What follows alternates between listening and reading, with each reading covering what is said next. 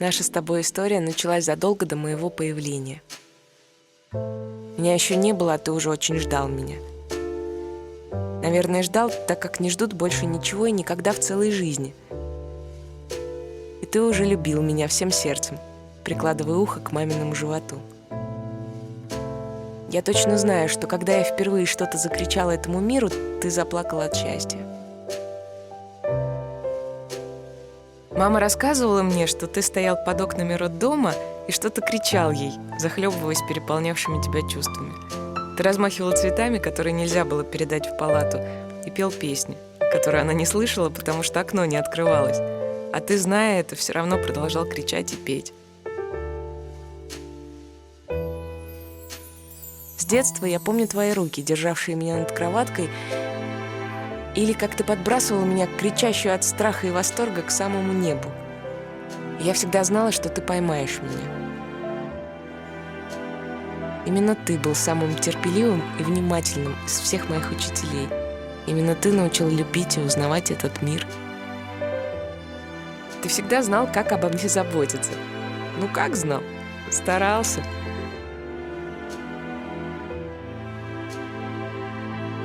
Знаешь, иногда мне не хватало тебя и твоих слов. Я знаю, что ты много работаешь, но я знаю, что ты это делаешь для нас. Помнишь самое 1 сентября в бантах и с огромными гладиолусами? На линейке ты был очень гордый и смешной, как будто это ты идешь в 1 класс, а не я. Помнишь наши ссоры в старших классах? По твоим взглядам хотелось провалиться сквозь землю, но на жалобное «Только не говори маме» ты вздыхал и прикрывал меня. Ты всегда радуешься моим успехам и делаешь все, чтобы я тобой гордилась. И я горжусь тобой, потому что ты умеешь сделать мою маму счастливой. Ты научил меня уважать не только свою жизнь, но и жизни других. Твои уроки навсегда остались в моей памяти. Хотя иногда ты сам так водишь машину, что хочется схватить ремень и пристегнуть тебя. Ты уважаешь мой выбор. Даже тогда, когда я думала, что всех лучших мужчин уже забрали наши мамы, я встретила того, который мне напоминает отца. Он, конечно, не ты, но, глядя на него, я очень часто думаю о тебе. Я помню твою первую седину на висках и совсем молодые глаза. Я все помню. Я все это помню, папочка. Мой отец, мой папа. Он поймет, он всегда поддержит, что бы ни произошло, он сила, он опора, просто потому, что он отец. Он мой ангел-хранитель, он моя крепость. Каждому человеку нужен папа. Папа, а не слово. И знаешь, если меня спросят, чей папа самый лучший на свете, я отвечу мой. Может быть, это и не совсем так, но я патриот своего папы.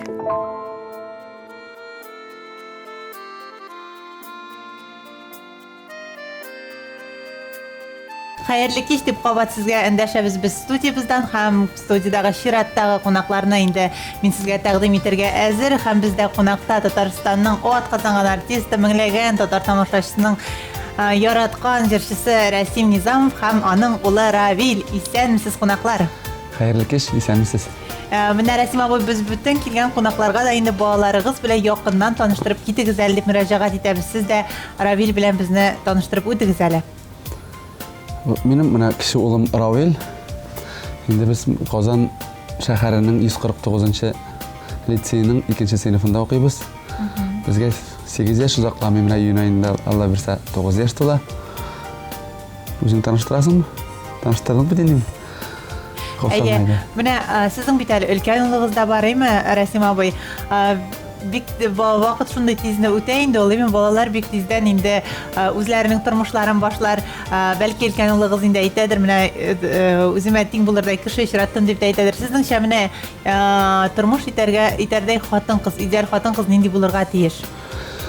Идеал хатын-кыз дип ул бер кешедә идеал булып бетә алмый торгандыр инде. Беренче рәттә ул әлбәттә ул гаиләне тотып торучы, балаларны тәрбияләүче, ират кеше булырга тиеш. Табучы, хатын-кыз тәрбияләүче. Шуңа күрә бер-береңне аңлап яши торган, бер-береңне хөрмәт итә торган хатын-кыз дип саныйм. Ул идеал эзләсәк беркайчан да таба алмыйбыз идеалны. Менә нинди аеруча да сыйфатларны сез хатын-кызларда хөрмәт итәсез? Әйткәннәр бит, хатын-кыз иренең портретының рамкасы булырга тиеш. Менә шушы ирен хөрмәтләп, ирен санлап яшәгән хатын-кыз, ирне иреткәндә хатынды, ирне юк иткәндә хатын-кыз дибез. Шуңа күрә менә шушы беренче чиратта хөрмәт итәргә тиеш инде ул. Гаиләне гомумән бер-берсен хөрмәтергә тиеш, ир белән хатын берсен-берсе. Менә әйттегез, ир табучы, хатын-кыз тәрбияләүче булырга тиеш дип. Тагын ничек бүленә сезнең өйдә вазифалар? Сез бит инде гастрольләрдә еш буласыз. Һәм балалар белән күбрәк кем вакытны үткәрә? Кем тәрбияли? Ничек бүленә дип мин туры килгәндә миңа да инде күбрәк әнисенә туры килә дәрес хәзерләү. Инде өлкәнрәк яшькә күчкәч анса минем вазифага күчә. Башка фәннәр керсәң дә, әйтик, физика, алгебра фәннәре керә башлагач дип, без шулай сөйләшик, шулай бүленгән. Кичкенә чагында әле күбрәк әнисе карамаган. Әнисенең карамаганда инде күбрәк тәрбиясендә дигән кирәк. Ну, әти кешенең тәрбиясе ул бер төрле, әни кешенеке икенче төрле. Әни кеше бераз йомшаграк та була. Әти кеше сүзен инде ул хәтта ул менә син аңа тыңламыйлар дип әйтә алмыйм. Аллага шөкер, балалар тәртипле. Алар теге сүздән чыга торган түгел. Ләкин әтиңнән сора, әтиң нәрсә әйтергә тиеш дигән сүз ул менә өлге булып тора. Менә Равил синнән сорыйсы килә. Синең әтиң кырысракмы, әллә әниңме? Идә кайсы йомшаграк? Мин уйлыйм, әни йомшак дип. Менә Рәсим абый, һәр кешедә име яхшы сыйфатлар була, яман сыйфатлар була. Сез менә ничек уйлыйсыз? Балаларга нинди сыйфатлар күчкән икән сезнең? Бала алдында күбрәк бит инде ул бала күреп үсә, карап үсә һәрбер әти әнидән күреп. Шуны әтинәдән генә түгел. Урамда булсынмы, мәктәптә булсынмы, барып карап күреп үсә. Шуңа күрә нинди сыйфат күчкәндер дип кичкенәдән без аларны теге өлкәннәрне ул итәргә, кешене киситергә дип шушы тәрбияне өйрәтергә тырышабыз. Ул теге ул бит әле әйтеп кенә түгел, уларны күреп тә үсәргә тиеш. Шуңа күрә тәртиплелек, тәрбиялелек мәсьәләсен инде. Иң беренче чиратта балаларда үзебезнең телдә, татар телендә сөйләшү булырга тиеш.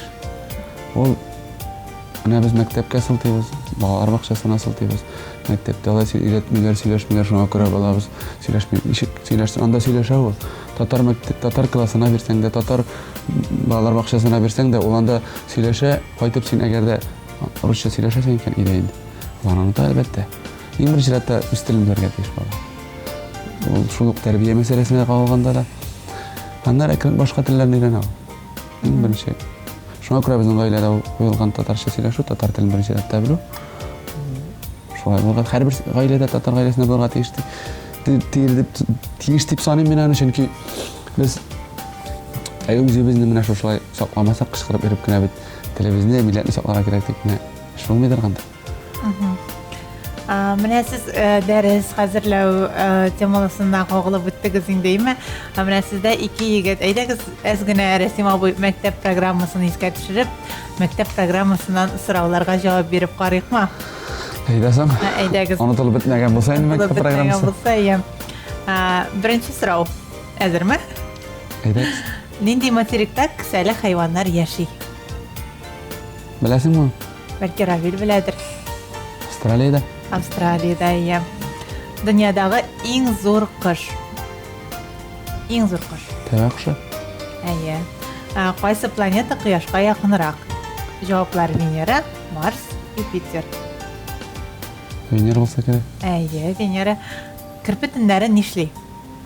Кирпе нишли, кирпе күргәнең бар бит авылда, син җавап бирә алмыйсың? Кирпе йомарланып ята, йоклый. Төннәрен? Төннәрен ауга чыга. Ауга чыга, дөрес җавап. Норвегиянең баш каласы? Норвегияны кызыгып әйттегез дә хәзер. Кошын теленә чыгып китәрә. О хәрефенә башлана торган. Осло. Әйе, дөрес. Нәрсә ул Аргентум? Аргентум. Нәрсә ул? Тормыш иптәшегез монда булса, бу сорауга тиз җавап Җавап бирергә. бирә. Менә без мин җавап бирә алмый торам.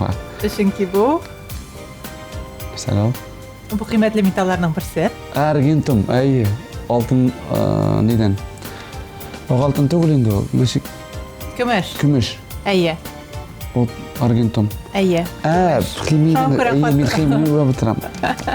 Аргентум нәрсә? Мин- Химия кала дип әйткән булсагыз сразу җавап бирәм. Мин әллә нәрсәдән уйлап утырам. Менделеев таблицасының Менделеев бер таблицасы әйе. элементы, әйе.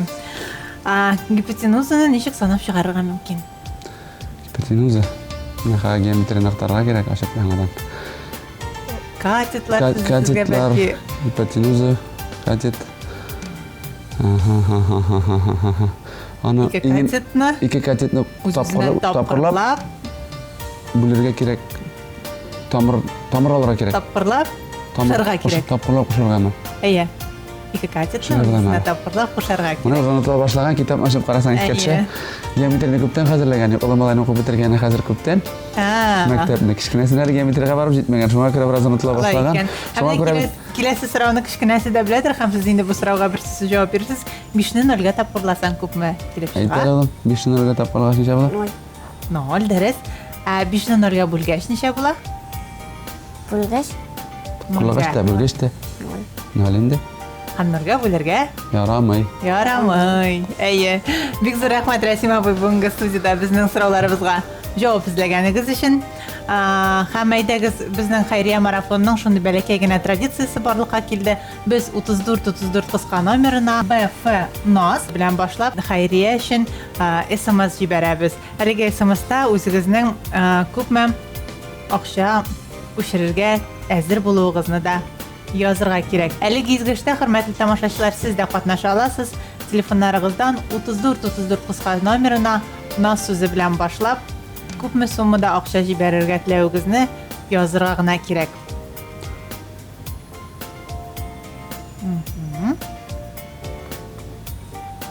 Һәм әлеге чарабызның партнеры Татарстан китап нәшриятыннан сезнең гаиләгезгә Равилгә кечкенә генә бүләкләр, ул да булса шушы нәшриятның иҗат иткән китаплары. Кичләрен дәресләр әзерләп бетергәчсен, рәхәтләнеп бергәләп укырсыз. рәхмәт. Рәсим абый, әйтер сүзләрегез булса, экран Сен сезгә. әле бит алып килгән нең бар бу. Бүләгеңне тапшырмадың бит әле.